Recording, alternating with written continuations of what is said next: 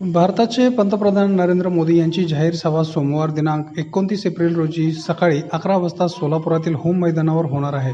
भाजप आणि महायुतीचे उमेदवार आमदार राम सातपुते यांच्या प्रचारार्थ ही जाहीर सभा आयोजित करण्यात आली आहे. भाजप आणि महायुतीकडून लोकसभा निवडणुकीत प्रचाराचा धडाका लावण्यात आला आहे.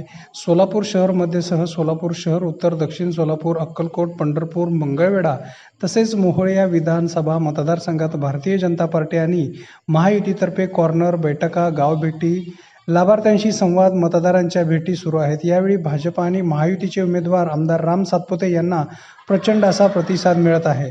सोलापूरसह देशाचा सर्वांगीण विकास करणाऱ्या पंतप्रधान नरेंद्र मोदी यांच्याच पाठीशी उभे राहण्याचा निर्धार मतदार वर्गातून व्यक्त केला जात आहे.